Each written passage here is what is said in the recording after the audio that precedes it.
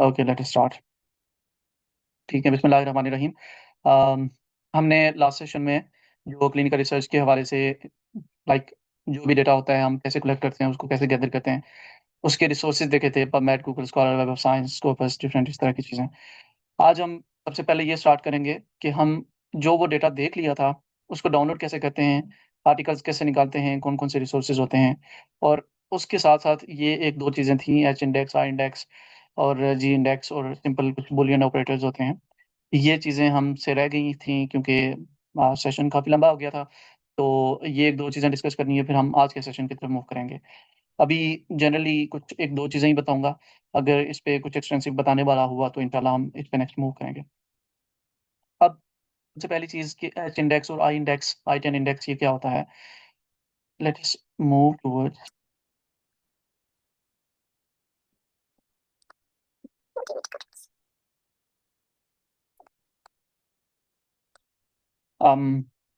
Just for example doctor Naveed को ही search कर लेते हैं और हम उनकी प्रोफाइल पे चले जाते हैं। अभी हम किसी रिसर्चर की प्रोफाइल को खोलते हैं ना, तो यहाँ पे राइट साइड पे हमारे पास कुछ डेटा आ जाता है। अब इसमें पहली चीज़ आ जाती है कि इनको कितने साइटेशंस आज तक मिली हैं। टोटल साइटेशन इनकी 25,000, इनके आर्टिकल्स पे 25,110 हैं। और 2021 के बाद इनको 24,000 साइटेशंस मिली हैं। ओवरऑल इनकी 25,000 हैं और सिर्फ इन पिछले 5 सालों में 24,000 हैं। ठीक है, इसके बाद आता है एच इंडेक्स और आई टेन इंडेक्स। एच इंडेक्स इनका 45 है और लास्ट 5 ईयर्स में, ये 6 ईयर्स में 2021 से 42 है। एच इंडेक्स का ये मतलब होता है कि एच नंबर ऑफ आर्टिकल्स जिनके एच नंबर ऑफ साइटेशंस हैं। मतलब कि मिनिमम कितने नंबर ऑफ आर्टिकल्स हैं जिनकी मिनिमम उतनी ही साइटेशंस हैं। अब इनके टोटल 45 एच इंडेक्स हैं। मतलब इनके 45 ऐसे आर्टिकल हैं जिनका मिनिमम साइटेशन काउंट 45 है। और 2021 से अगर हम देखें तो इनका एच इंडेक्स 42 है। मतलब इनके 42 ऐसे आर्टिकल्स हैं जिनका मिनिमम साइटेशन 42 है, मतलब 42 है। ठीक है, और आई टेन इंडेक्स जब हम कह रहे होते हैं तो हम ये कह रहे होते हैं कितने ऐसे आर्टिकल हैं जिनके मिनिमम 10 साइटेशंस हैं। और अगर टोटल में हम देखें तो 131 इनके ऐसे आर्टिकल्स हैं इनके मिनिमम 10 साइटेशंस हैं। और 2021 से अगर देखा जाए तो 123 बन रहे हैं। ठीक है, थोड़ा इसको मजीद आसान करते हैं। अब देखें, जब हम स्टार्ट करते हैं तो हमारी इतनी ऐसी प्रोफाइल नहीं होती। ठीक है, तो हमारी साइटेशंस भी टोटल यही 10-15 हैं। ठीक है, एच इंडेक्स कितने हैं, मिनिमम ऐसे आर्टिकल हैं, मिनिमम एक आर्टिकल ऐसा है जिसकी एक साइटेशन है। अब एक से ज्यादा जितने मर्जी हों, ठीक है, और एच इंडेक्स उससे काउंट होता है, जीरो पे नहीं जाता। वो जब आपकी स्टार्ट हो जाती है जर्नी तो वो 1 से स्टार्ट होता है and you have minimum 1 article with 1 citation, तो फिर एच इंडेक्स बन जाता है। और आई टेन इंडेक्स, अब एक ही आर्टिकल है जिसकी 10 से ज्यादा साइटेशन हैं, वो 1 बन रहा है। ठीक है, आई टेन इंडेक्स पे 1 बन रहा है। ये एक दो चीजें थी जो लाजमी थी बताना। तो फिर इसके हवाले से हम साथ साथ देखते रहेंगे। तो moving towards the free research paper downloading sites, इसमें बहुत ज़्यादा चीज़ें यहाँ पे दी हुई हैं। मैं स्पेसिफिकली वो चीज़ें मेंशन करूँगा क्योंकि लाइक हम बहुत ज़्यादा यूज़ कर रहे होते हैं या फिर बहुत ज़्यादा इस्तेमाल हो रही होती हैं। ठीक है, सबसे पहले है साइहब। साइहब एक पायरेटेड वेबसाइट है, वहाँ पे फ्री आर्टिकल्स पड़े होते हैं, लेकिन इसका एक backup, like you can say कि इसकी लिमिटेशन ये है कि 2023 तक के आर्टिकल्स यहाँ पे अवेलेबल हैं। फॉर एग्जांपल आपके पास किसी भी तरह का आर्टिकल है जो 2023 से पहले पब्लिश हुआ है, वो चाहे हब से आप डाउनलोड कर सकते हैं। दूसरा है रिसर्च गेट। हम जाके यहाँ से देखते हैं कि रिसर्च गेट पे आप जाके कैसे किसी भी ऑथर को रिक्वेस्ट कर सकते हैं। किसी भी ऑथर को आप रिक्वेस्ट करते हैं, वो आपको अपना आर्टिकल भेज देता है via email, via your portal. ठीक है, वो he is always willing to share his research work ताकि लोग पढ़ें और उसमें उसी का फ़ायदा होता है। ठीक है, फिर academia.edu, इसमें ओवरऑल सारी वेबसाइट्स लिखी हुई हैं। I mostly use SciHub, ResearchGate, directly उनको एक्सेस करता हूँ by like giving the application to the researcher. ठीक है, उसके बाद आई यूज़ दिस आर्काइव और DOAGA, इसको हम कहते हैं directory of I think open access journals.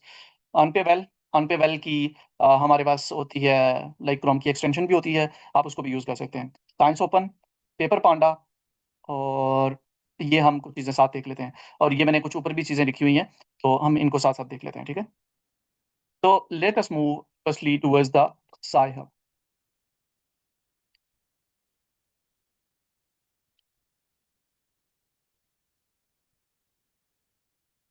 ये बाज़-औक़ात नहीं, मैक्सिमम टाइम डाउन भी रहती है, ठीक है, इसकी वेबसाइट। तो आपको साइहब डॉट इन, साइहब डॉट ये अब इसकी डिफरेंट साइट्स होती हैं। फॉर एग्ज़ाम्पल जो फर्स्ट साइट होती है उसके आगे को साइट्स होती हैं। तो आप साइहब लिखें यहाँ पे, आप गूगल पे चले जाते हैं, आपको जो फर्स्ट 2-3 वेबसाइट दिखाई दे रही होती हैं, आप उन पे चले जाते हैं, तो उनमें से कोई ना कोई काम कर रही होती है, ठीक है?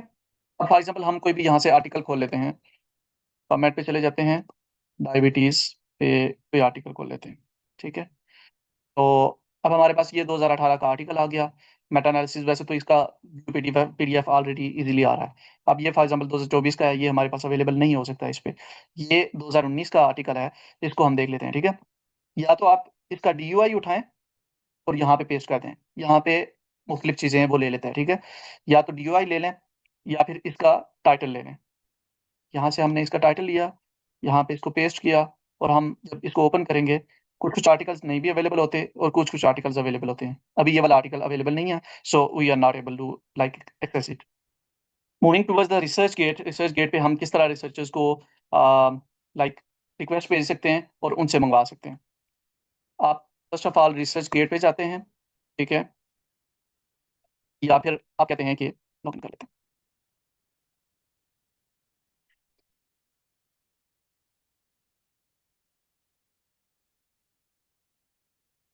I am so sorry for this delay. हम किसी पब्लिकेशन को सर्च कर लेते हैं, for example diabetes and sleep deprivation.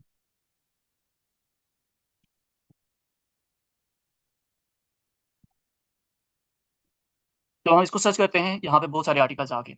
हम इस आर्टिकल को फॉर एग्ज़ाम्पल खोलेंगे, तो आप यहाँ से डाउनलोड फुल टेक्स्ट पीडीएफ, अगर तो यहाँ पे ये वाला ऑप्शन नहीं आ रहा, ठीक है? आप यहाँ पे इसको क्लिक करेंगे तो ये डाउनलोड हो जाएगा, ठीक है? अगर तो ये वाला ऑप्शन नहीं आ रहा, तो आप यहाँ पे रीड फुल टेक्स्ट करेंगे और इसका एक्सेस अगर अवेलेबल नहीं होगा, फिर आपके पास ऑप्शन आएगा कि you can request the author, ठीक है? अभी तो हमारे पास ये वाला आर्टिकल फुली यहाँ पे अवेलेबल है। हम इसको पढ़ भी सकते हैं, इसको डाउनलोड भी कर सकते हैं, ठीक है? अभी ये देखें यहाँ पे डाउनलोडिंग ऑप्शन आ रहा है।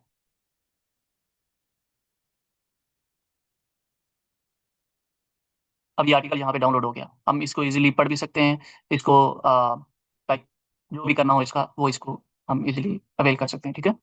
तो let us move towards an other article so that we can have an example of sending a request to the person। ये भी अवेलेबल है।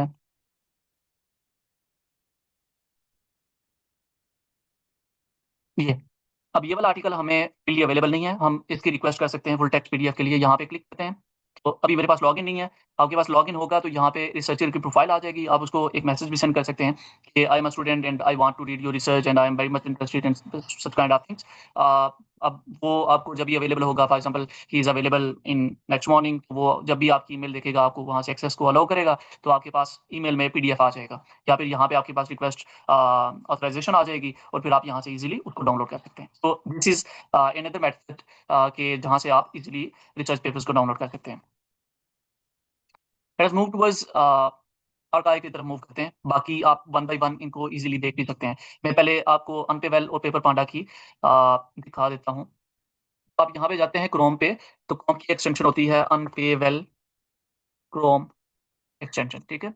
आप इसको डाउनलोड करते हो, अभी मैं इसको क्रोम में ऐड नहीं कर रहा, आप इसको ऐड टू क्रोम करते हो और फिर भी जिस भी आर्टिकल पे जाते हो ना, अगर तो वो अनपेवेल पे पड़ा हो, ये रिपॉज़िटरीज़ होती हैं।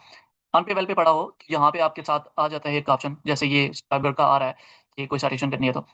तो यहाँ पे ऑप्शन आ जाता है या इस साइट पे आ जाता है, तो आप वहाँ से डाउनलोड कर सकते हैं, ठीक है? इसी तरह पेपर पांडा एक्सटेंशन होती है, तो आप जब इसको ऐड टू क्रोम करते हैं, इट्स फ्री, ठीक है? तो अगर इसके पास वो वाला पेपर अवेलेबल हो, जो पेपर आपने ओपन किया है वेबसाइट पे, तो ये आपको ऑप्शन दे देता है कि डाउनलोड दिस पेपर, ठीक है? तो फिर आप इसको ईज़िली डाउनलोड कर सकते हैं उस वाले पेपर को। Now let us move to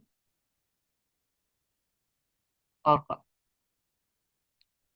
ये है आर्काइव, ठीक है? इसको ARXIV कहते हैं, लेकिन ये ऐसी आर्काइव होती है जो कि प्री प्रिंट्स इसमें गैदर किए जाते हैं। अब प्री प्रिंट्स क्या होते हैं? फॉर एग्ज़ाम्पल मैंने एक आर्टिकल पब्लिश करना है और मैंने आर्टिकल लिख लिया और इसको मैंने जर्नल को भेजना है।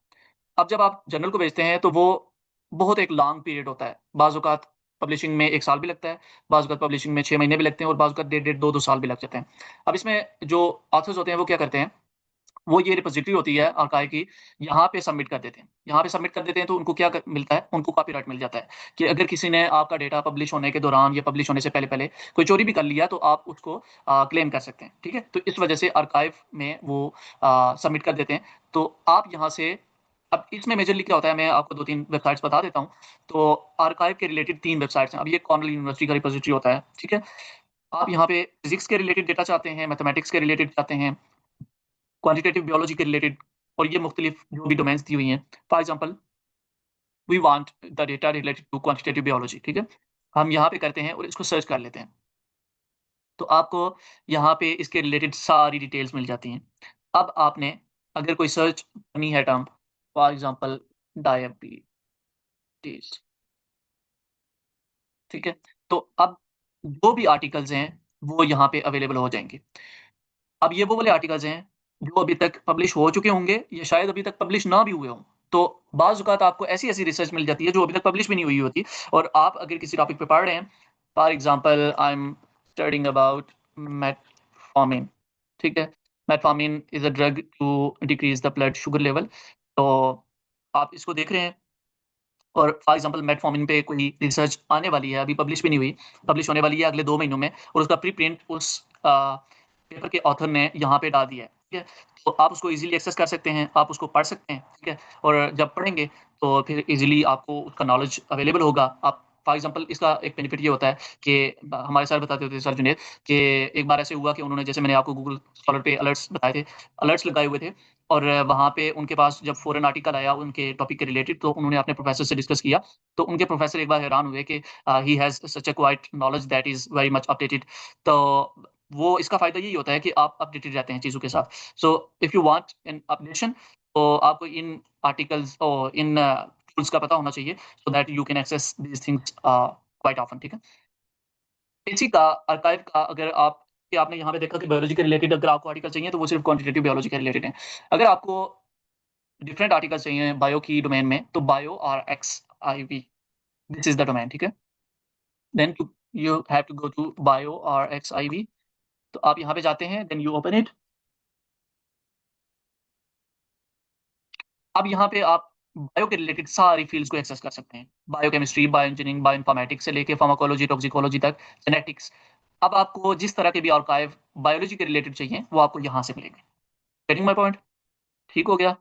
अब अगर तो आपको टोमेटो रिसर्च गेट का मैंने आपको बता दिया हुआ है। अगर आपको क्लिनिकल के रिलेटेड चाहिए डेटा, तो medRxiv, this is the main domain that is going to relate with that. medRxiv। So these are the preprints that are related to health sciences. So ये फिर अब आ जाएँगी सारी डोमेन्स जो कि हेल्थ साइंसेज़ और साथ में क्लिनिकल फार्मेसी या फिर you can say clinical medicine से रिलेट करती हैं, नेफ्रोलॉजी, न्यूरोलॉजी, डर्मेटोलॉजी। तो मतलब जो हेल्थ साइंसेज़ से मेजर डोमेन रिलेट करती हैं, तो उनका डेटा सारा आपको medRxiv पे मिलेगा। So these are the main 3 domains कि अगर आपको प्रीप्रिंट्स चाहिए, तो आप यहाँ से ढूँढ सकते हैं। ठीक है? बाकी चीज़ें आप इनको वन बाय वन एक्सेस करें। आपको जिस चीज़ में इश्यू होता है you can talk with me. यहाँ पे भी दिया हुआ है बायोआरएक्सवाईवी और मतलब मैक्सिमम चीज़ें यहाँ पे दी हुई हैं, ठीक है? Internet archive, this is one of the best thing. Internet archive पे ऐसी-ऐसी चीज़ें पड़ी हुई होती हैं कि लाइक बंदा देख के हैरान रह जाता है। 1900 से लेके डिजिटल लाइब्रेरी ऐसी-ऐसी चीज़ें हैं, बुक्स पड़ी होती हैं and you can download them free, ठीक है? यहाँ पे आएँ, सर्च करें, टॉपिक का नाम लिखें, जो भी चीज़ आपको चाहिए, ठीक है? अ, हर तरह की चीज़ पड़ी होती है, बुक्स चाहिए मुख्तलिफ, ठीक है? They have ton of resources. So this was all about कि हम डेटा को एक्सेस कैसे कर सकते हैं और उसको डाउनलोड कैसे कर सकते हैं, ठीक है?